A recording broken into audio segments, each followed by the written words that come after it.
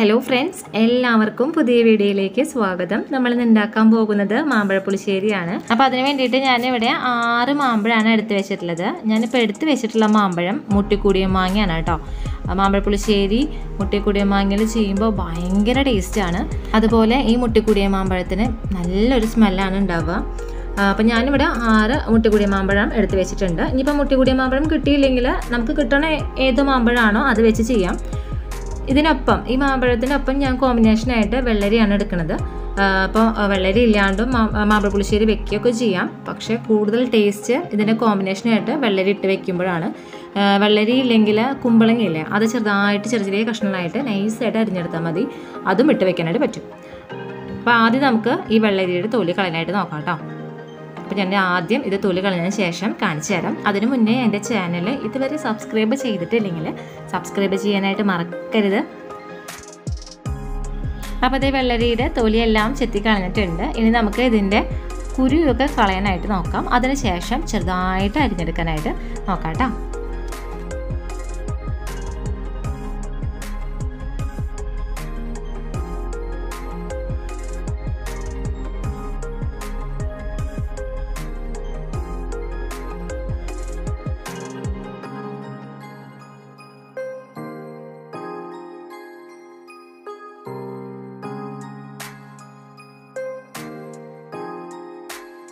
അപ്പോൾ ഇതേപോലെ വെള്ളരിയുടെ കുരുവൊക്കെ കളഞ്ഞ് ചെറിയ ചെറിയ കഷ്ണങ്ങളാക്കിയിട്ട് നമുക്ക് അരിഞ്ഞെടുക്കാനായിട്ട് നോക്കാം കേട്ടോ. അതിനുശേഷം നല്ല പോലെ കഴുകിയിട്ട് കുക്കറിലേക്ക് ഇട്ട് കൊടുക്കുക. ഞാനിപ്പോൾ മാമ്പഴ പുളിശ്ശേരി കുക്കറിലാണ് വെക്കുന്നത്. അപ്പോൾ കുക്കറിലേക്ക് ഈ കഷ്ണങ്ങൾ ഇട്ട് കൊടുക്കുക. ഇനി നമുക്ക് മാമ്പഴം തൊലി കളയാനായിട്ട് നോക്കാം. അപ്പോൾ അതിന് വേണ്ടിയിട്ട് കണ്ടില്ലേ, ഇങ്ങനെ ഒന്ന് ചെത്തി കളയാം. അതിനുശേഷം കത്തി വെച്ചിട്ട് ചെത്തി കളയണ്ട കേട്ടോ. മൊത്ത ഭാഗവും ഇതുപോലെ കണ്ടില്ലേ ഇങ്ങനെ പൊളിച്ചെടുക്കുക. നമ്മളിങ്ങനെയാണ് മാമ്പഴ പുളിശ്ശേരിയിലേക്ക് പൊളിച്ചെടുക്കാറുള്ളത്.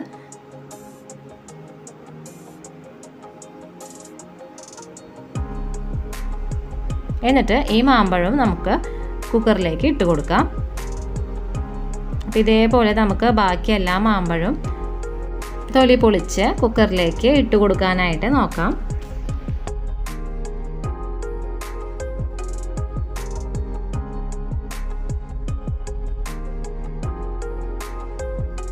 അപ്പോൾ ഇത് നമ്മൾ എടുത്തു വെച്ചിട്ടുള്ള 6 മാമ്പഴത്തിൻ്റെയും തൊലി പൊളിച്ചിട്ട് കുക്കറിലേക്ക് ഇട്ട് കൊടുത്തിട്ടുണ്ട് വെള്ളരിക്കയൊപ്പം. ഇനി നമുക്കിതിലേക്ക് പൊടികൾ ചേർക്കാനായിട്ട് നോക്കാം. 1 ടീസ്പൂൺ എരിവുള്ള മുളക് പൊടി, പിന്നെ ചേർക്കുന്നത് 1/2 ടീസ്പൂണോളം മഞ്ഞൾപ്പൊടി. ഇത് രണ്ടുമാണ് ചേർത്ത് കൊടുത്തിട്ടുള്ളത്. ഇനി ഇതിലേക്ക് നമുക്ക് ആവശ്യത്തിനുള്ള ഉപ്പും കൂടിയും ചേർത്ത് കൊടുക്കാം. ഇനി നമുക്ക് ഇതിലേക്ക് ശർക്കര ചേർക്കാനായിട്ട് നോക്കാം. മാമ്പഴ പുളിശ്ശേരിയിലെ ഒരു മെയിൻ ടേസ്റ്റ് എന്ന് പറയുന്നത് മധുരം തന്നെയാണ്. അതുകൊണ്ട് തന്നെ ഞാൻ 2 ശർക്കരയാണ് ഇതിലേക്ക് ചേർത്ത് കൊടുക്കുന്നത് കേട്ടോ. ഇതിപ്പോൾ മാമ്പഴ പുളിശ്ശേരിക്ക് വേണ്ട ആവശ്യത്തിനുള്ള മധുരമാണ് കേട്ടോ ഞാൻ ഇട്ട് കൊടുത്തിട്ടുള്ളത്. ഇനി നിങ്ങൾക്ക് ഇതിലും മധുരം വേണമെന്നുണ്ടെങ്കിൽ 1 ശർക്കര കൂടിയും കൂടുതൽ ഇട്ട് കൊടുത്തോളൂ. അപ്പോൾ ഞാനിപ്പോൾ 2 ശർക്കരയാണ് എടുത്തിട്ടുള്ളത്. മധുരമൊക്കെ ചേർക്കുമ്പോൾ ഓരോരുത്തരുടെ ഇഷ്ടത്തിനനുസരിച്ച് മാറ്റം വരുത്താം. ചിലർക്ക് ഇതിലും കുറവ് മതിയായിരിക്കും, അപ്പോൾ അതിനനുസരിച്ച് കുറവാക്കുക. ഇനി നമുക്കിത് വേവിക്കാനായിട്ട് നോക്കാം. അതിന് വേണ്ടിയിട്ട് ഞാനിതിലേക്ക് വെള്ളം ഒഴിച്ച് കൊടുക്കുകയാണ്. ഞാനിപ്പോൾ ഒഴിച്ച് കൊടുക്കുന്ന വെള്ളത്തിൻ്റെ അളവെന്ന് പറയുന്നത് നമ്മുടെ വെള്ളരിയില്ലേ അതിനൊപ്പത്തിനാണ് വെള്ളം ഒഴിച്ച് കൊടുക്കുന്നത് കേട്ടോ. അതിന് ശേഷം നമുക്കിതൊന്ന് മിക്സ് ചെയ്തെടുക്കാം.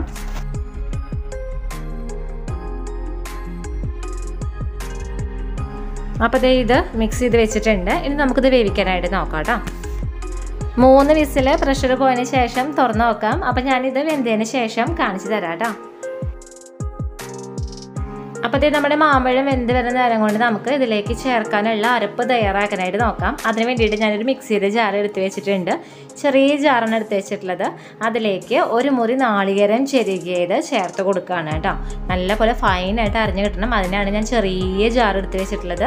അപ്പോൾ ഇത് നാളികേരം ഈ മിക്സിയുടെ ജാറിലേക്ക് ചേർത്ത് കൊടുത്തിട്ടുണ്ട്. ഇനി ഇതിലേക്ക് ഞാൻ വെള്ളത്തിന് പകരം തൈര് ഒഴിച്ചിട്ടാണ് അരച്ചെടുക്കുന്നത്. 250 ml കപ്പ് കൊണ്ട് 2 കപ്പ് തൈര്. അപ്പോൾ ആദ്യം ഞാനിപ്പോൾ 1 കപ്പ് തൈര് എടുത്തിട്ടുണ്ട്.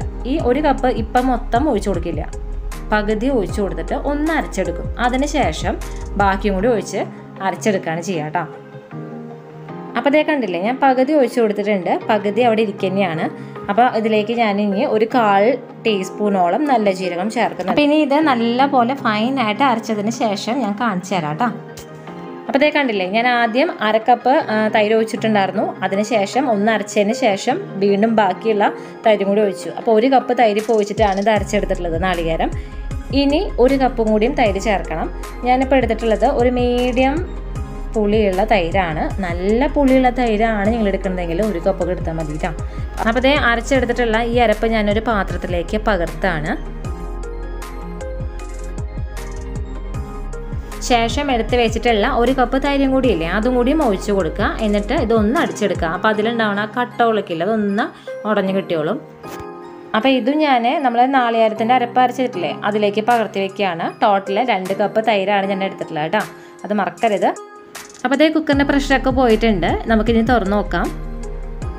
ഇതേ കണ്ടില്ലേ, നമ്മൾ ചേർത്ത് കൊടുത്തിട്ടുള്ള മാമ്പഴം അതുപോലെ തന്നെ വെള്ളരിക്കയെല്ലാം വെന്ത് വന്നിട്ടുണ്ട്. ഇനി നമുക്ക് ഇതിൻ്റെ ഫ്ലെയിം വീണ്ടും ഓണാക്കാം കേട്ടോ. അപ്പോൾ ഇതേ നമ്മുടെ മാമ്പഴം വെള്ളരിക്ക കഷ്ണങ്ങളൊക്കെ ആ ശർക്കരയിൽ കിടന്നിട്ട് വെന്ത് നല്ല സെറ്റായിട്ടിരിക്കുന്നുണ്ട്. നല്ല മധുരമായിട്ടുണ്ട്.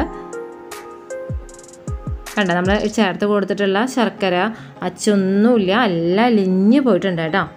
കണ്ടില്ലേ, നമ്മുടെ കറി തിളച്ച് തുടങ്ങിയിട്ടുണ്ട്. ഇങ്ങനെ കറി നല്ല പോലെ തിളച്ച് തുടങ്ങിക്കഴിഞ്ഞ് കഴിഞ്ഞാൽ നമ്മൾ നേരത്തെ അരച്ചെടുത്ത് വെച്ചിട്ടുള്ള അരപ്പില്ലേ, അത് ഇതിലേക്ക് ചേർക്കാനായിട്ട് നോക്കാം.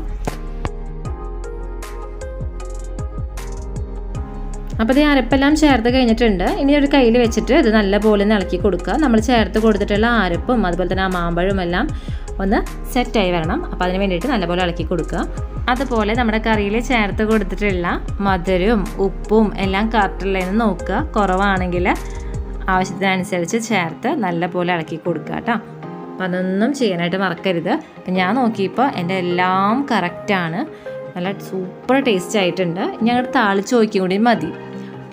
അപ്പം നമ്മുടെ കറി ഒന്ന് തിള വന്ന് കഴിഞ്ഞാൽ നമുക്കിതിൻ്റെ ഫ്ലെയിം ഓഫാക്കാനായിട്ട് നോക്കാം. അതുവരെ ഇതേപോലെ അങ്ങോട്ട് ഇളക്കി കൊടുക്കാനായിട്ട് നോക്കാം കേട്ടോ. അപ്പോൾ നമ്മുടെ കറി തിള വന്ന് തുടങ്ങിയിട്ടുണ്ട്. ഞാൻ ഈ ടൈമിൽ ഫ്ലെയിം ഓഫ് ചെയ്യാണ്. ഫ്ലെയിം ഓഫ് ചെയ്താലും തുടർച്ചയായിട്ട് 5 മിനിറ്റ് ഇളക്കി കൊടുക്കുക. കാരണം നമ്മൾ അങ്ങനെ ഇളക്കാണ്ട് തന്നെ വെച്ച് പോയി കഴിഞ്ഞാൽ കറി പിരിഞ്ഞു പോകും. അതിലില്ലാണ്ടിരിക്കാനായിട്ടാണ് എന്നെ എടുത്ത് പറയുന്നത് കേട്ടോ.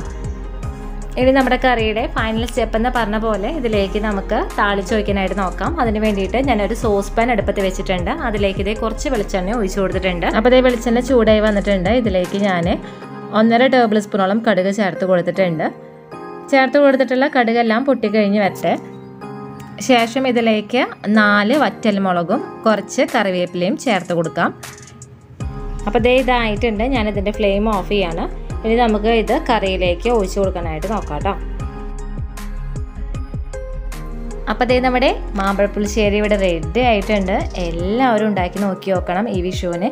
അതുപോലെ തന്നെ എല്ലാവർക്കും ഈ വീഡിയോ ഇഷ്ടമായെങ്കിൽ ലൈക്ക് ചെയ്യുക, ഷെയർ ചെയ്യുക. അതുപോലെ സബ്സ്ക്രൈബ് ബട്ടൺ അടുത്തുള്ള ബെല്ലൈക്കനെ ക്ലിക്ക് ചെയ്യാൻ മറക്കരുത് കേട്ടോ. ഇനി ഇതിലേക്ക് 1 നുള്ള് ഉലുവപ്പൊടി തൂവി കൊടുക്കാനായിട്ട് നോക്കാം. ഞാനിപ്പോൾ 1 നുള്ള് തന്നെ എടുത്തിട്ടുള്ളൂ. അത് ഇതുപോലെ തൂവി കൊടുത്തതിന് ശേഷം ഒരു പ്ലേറ്റ് വെച്ചിട്ട് ഇതൊന്ന് അടച്ചു വയ്ക്കാം. ഒരു 5 മിനിറ്റിന് ശേഷം നമുക്ക് സെർവ് ചെയ്യാനായിട്ട് നോക്കാം. ഇങ്ങനെ ചെയ്യുമ്പോഴേ നമ്മുടെ കറിയിലേക്ക് ആ ഉലുവപ്പൊടിയുടെ ഒരു ഫ്ലേവർ അങ്ങോട്ട് സ്പ്രെഡാവും.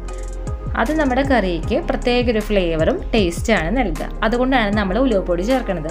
ഈ ഉലുവപ്പൊടി നമ്മുടെ ഈ മാമ്പഴ പുളിശ്ശേരിക്ക് മാത്രമല്ല, ഈ കുറുക്ക് കാളൻ, അതുപോലെ തന്നെ പഴം കൊണ്ടുള്ള കാളല്ലേ അത്, അതുപോലെ തന്നെ പൈനാപ്പിൾ പച്ചടി, അതിലേക്കൊക്കെ ചേർക്കും കേട്ടോ. അത്രയും ടേസ്റ്റിയാണ് ഈ ഒരു നുറുക്ക് വിദ്യ. അപ്പോൾ ഇത് ചേർക്കുക. അപ്പോൾ ഇത് നമ്മുടെ മാമ്പഴ പുളിശ്ശേരി ഇവിടെ റെഡി ആയിട്ടുണ്ട്. കണ്ടില്ലേ, മാമ്പഴമൊക്കെ ഇവിടെ തേനൂറ് മധുരമായിട്ടാണ് ഇരിക്കുന്നത്. കാണുമ്പോൾ എനിക്ക് തന്നെ വായിൽ വെള്ളം വരുന്നുണ്ട് കേട്ടോ. അപ്പോൾ എല്ലാവരും ഉണ്ടാക്കി നോക്കി നോക്കുക. ഉണ്ടാക്കി നോക്കിയിട്ട് ഇഷ്ടമായെങ്കിൽ ഫീഡ്ബാക്ക് കമൻറ്റ് ചെയ്യാൻ മറക്കരുത്. അപ്പോൾ എല്ലാവർക്കും ഈ വീഡിയോ ഇഷ്ടമായെന്ന് വിശ്വസിക്കുകയാണ്. അതുപോലെ എല്ലാവരും ഇത് ഉണ്ടാക്കി നോക്കി നോക്കുമെന്ന് പ്രതീക്ഷിക്കുന്നു. അപ്പോൾ എല്ലാവർക്കും പുതിയൊരു വീഡിയോ വരുന്നവരെ നന്ദി, നമസ്കാരം.